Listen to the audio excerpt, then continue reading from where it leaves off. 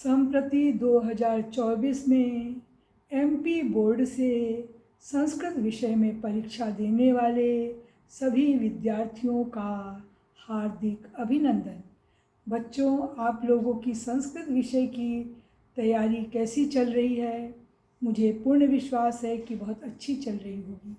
किंतु जिन विद्यार्थियों को संस्कृत में दिक्कत आ रही है या कई ऐसे कारण हैं जिनसे उनकी साल भर की पढ़ाई प्रभावित हुई है, नहीं तैयारी हुई है, तो कोई घबराने की ज़रूरत नहीं है, कोई टेंशन लेने की ज़रूरत नहीं है।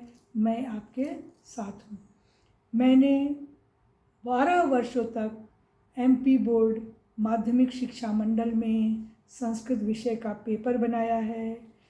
अन्य शिक्षकों के द्वारा बनाए गए पेपर का मॉडरेशन किया है, ओपन बोर्ड का पेपर बनाया है तथा उत्तर पुस्तिका मूल्यांकन के लिए भी मैं जाती रही हूँ।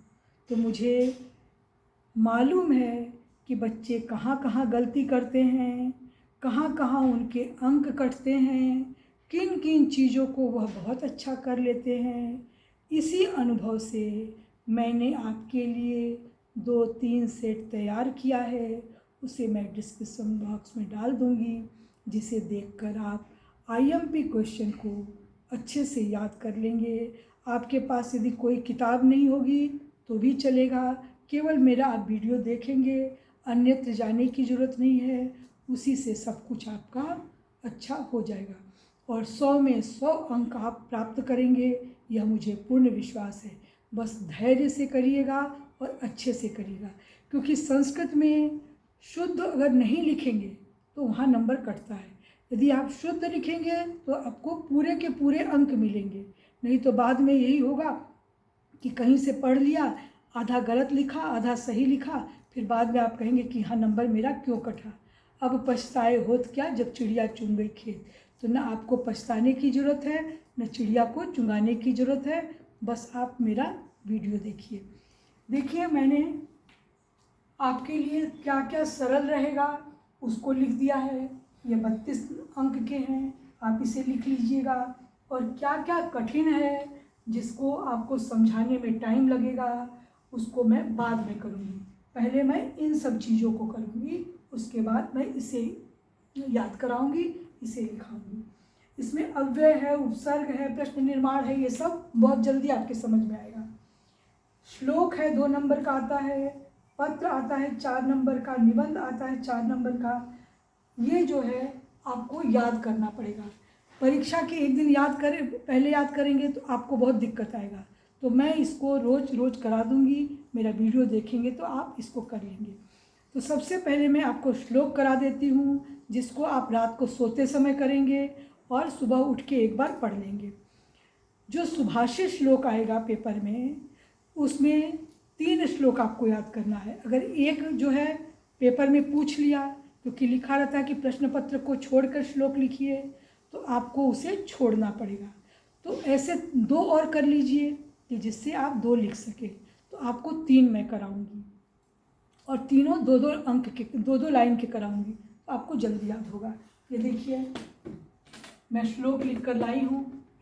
यदि आपके पास किताब नहीं होगा तो लिख लीजिएगा। आलस्यम ही मनुष्याणाम शरीरस्थो महान रिपु, नास्ति उद्यम समो बंधु कृत्वायम नावसीदति। देखिए नास्ति उद्यम, इसको हमने अलग कर दिया है। अगर ये कठिन लगे तो आप इसको पढ़िएगा।